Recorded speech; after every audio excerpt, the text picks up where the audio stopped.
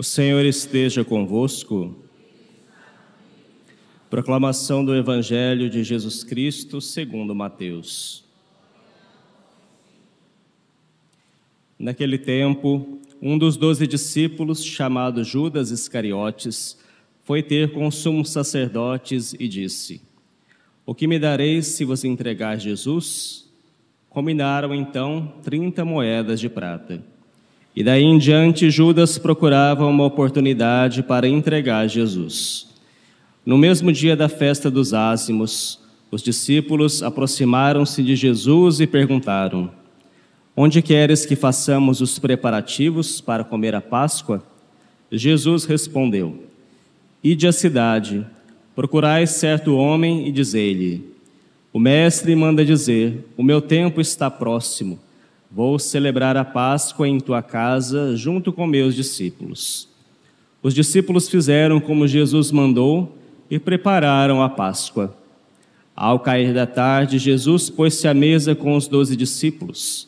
Enquanto comiam, Jesus disse: "Em verdade eu vos digo, um de vós vai me trair."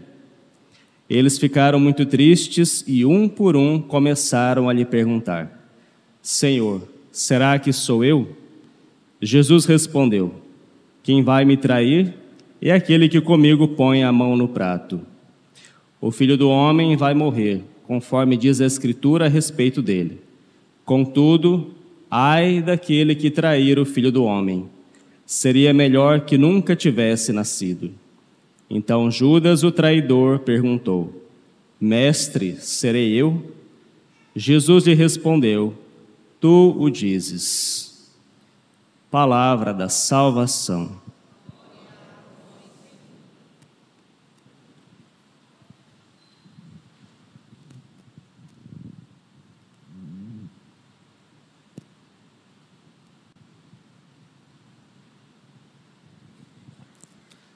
Os irmãos e irmãs, nós estamos vivendo a semana maior da nossa liturgia, Semana Santa, e os acontecimentos da vida de Jesus começam a ficar cada vez mais dramáticos.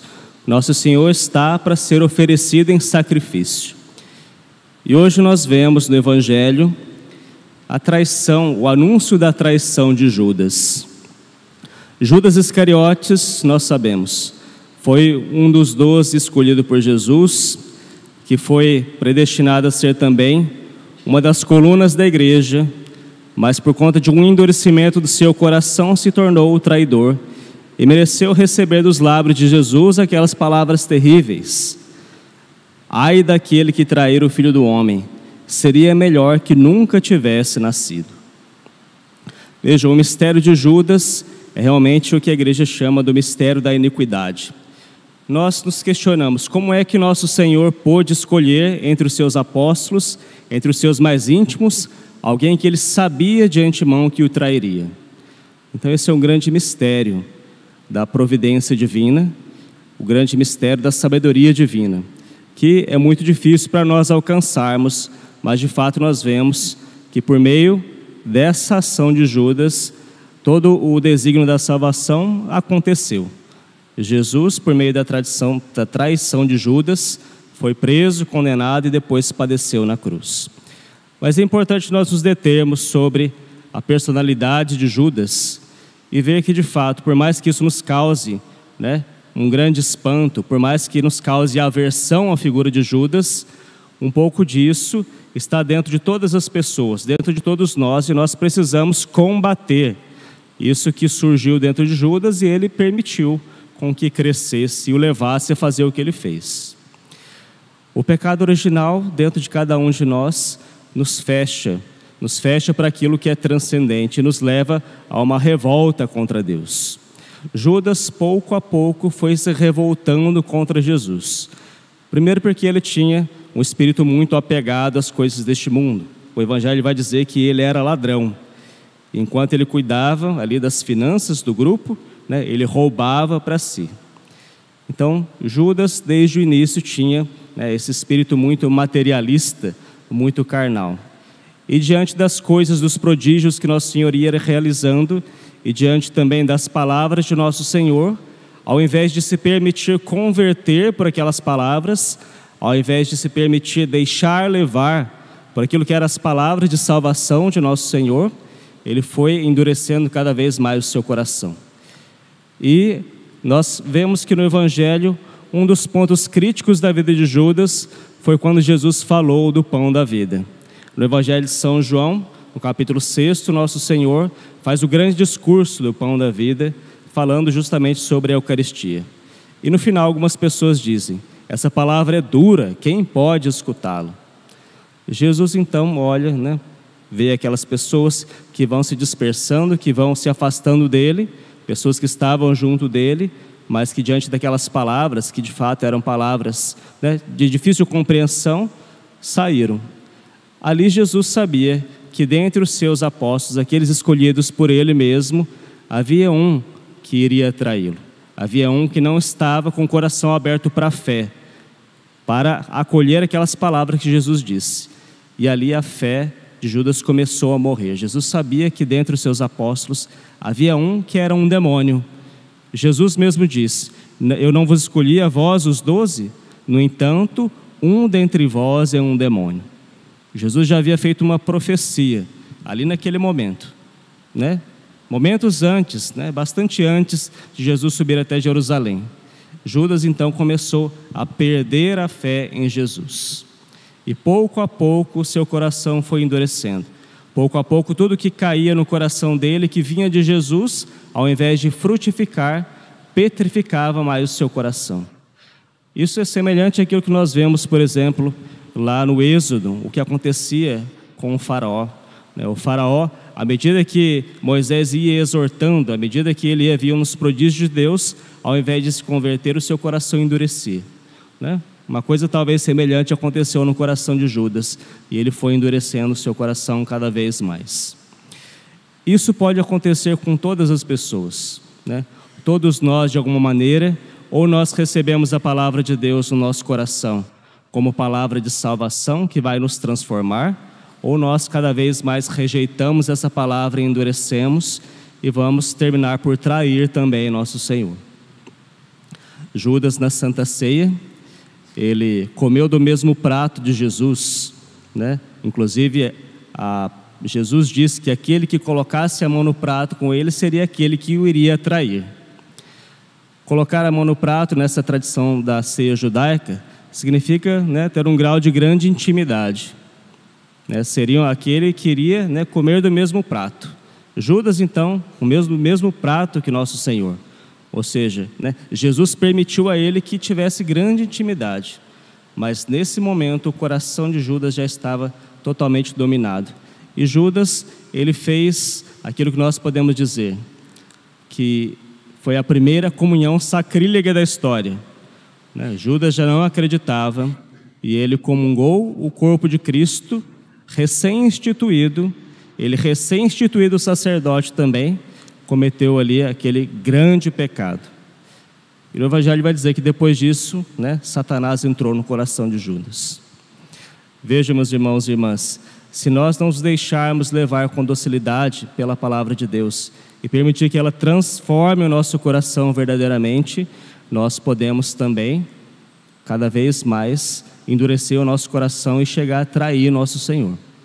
O pecado faz isso com todos.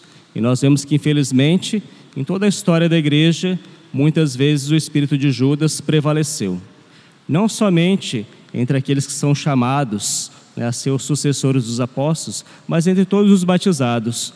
Todos aqueles que traem o Senhor, ou seja, que o conhecem, aqueles que ouvem a palavra de Jesus, que têm proximidade com Ele, mas que não se deixam verdadeiramente transformar, pouco a pouco vão contraindo o mesmo espírito de Judas e terminam por traí-lo, por virar as costas a ele. Nós somos chamados nessa Semana Santa a fazer justamente o contrário, Ver esse exemplo que a providência divina nos permitiu na história incipiente ali da igreja, a igreja nascida por meio de nosso Senhor mesmo. Ali está um exemplo daquilo que nós não devemos fazer. Ou seja, nós precisamos ter um coração dócil, a fim de que nós realmente sigamos a nosso Senhor, compartilhemos do seu destino e não viremos as costas a Jesus. Todos nós somos, por assim dizer, traidores em potencial de Jesus, mas as palavras do próprio Cristo vêm para converter o nosso coração. Sem dúvida nenhuma, nosso Senhor queria muito que Judas se convertesse. Por que Jesus fez os anúncios da traição de Judas? Justamente numa tentativa de mostrar para ele o caminho tão perigoso e o caminho tão tenebroso que ele estava seguindo. Mas, infelizmente, por conta desse mistério da liberdade humana, o coração daquele homem se fechou. Que o nosso coração, então, faça justamente a ação contrária, que o nosso coração se abra.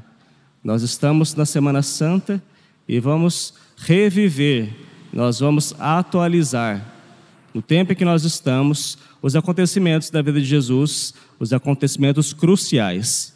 Que a paixão de Cristo, então, seja para nós motivo de grande conversão.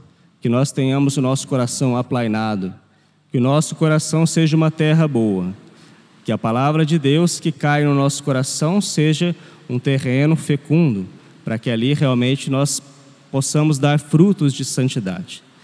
É isso que a paixão de Cristo tem para nos ensinar, e é isso a vontade de Deus para cada um de nós. Continuemos em profunda oração nessa semana. Amanhã nós já iniciaremos, a partir da noite, o Tríduo Pascal, ou seja, a celebração mais importante de todo o ano, e ali nós vamos viver esses grandes mistérios. Vivamos bem, vivamos com fé. Peçamos a Nossa Senhora que nos dê a graça de um coração humilde. Por último, é interessante refletir sobre a atitude diferente que teve Pedro e Judas. Pedro também negou o nosso Senhor. Pedro, por assim dizer, também traiu o nosso Senhor. Só que ele se arrependeu. Ele voltou atrás. E depois nosso Senhor o elevou a ser príncipe dos apóstolos, o primeiro papa da nossa igreja. Qual foi a diferença entre Pedro e Judas? Com toda certeza, Pedro, com todos os seus defeitos, tinha um coração humilde, que era capaz de reconhecer os próprios defeitos. Mas talvez isso não está no Evangelho, e também a tradição não confirma, mas muito provavelmente a proximidade que Pedro tinha com a Virgem Maria foi aquilo que garantiu a ele a humildade necessária para reconhecer o seu erro. Muito provavelmente, talvez depois das negações, Pedro tenha corrido aos pés da Virgem. Nós vemos naquela produção cinematográfica, claro, que existe toda a licença poética, a gente não pode exigir uma fidedignidade histórica, mas na grande produção da Paixão de Cristo, que foi feita pelo Mel Gibson, em 2004, nós vemos na cena da negação de Pedro, que é assim, que ele ouve o galo cantar, ele corre, desesperado aos pés da Virgem, suplicando a ela que intercedesse por ele. Se isso aconteceu ou não, nós não sabemos, mas isso é algo realmente muito simbólico e é aquilo que nós devemos também fazer. Quando nós vimos que o pecado está começando a crescer em nós, que a descrença, a falta de fé, a tentação está crescendo, corramos para os pés da Virgem Maria, porque ela vai nos ensinar realmente o caminho da humildade, o caminho da conversão. Tenhamos Nossa Senhora, então, como nossa grande companheira na vivência dessa Semana Santa. Ela, com certeza, vai fazer com que o nosso coração seja essa terra fecunda, onde a palavra de Cristo e os acontecimentos maiores da vida de Cristo caiam no nosso coração e produzam verdadeiramente uma conversão e fruto de santidade. Louvado seja o nosso Senhor Jesus Cristo.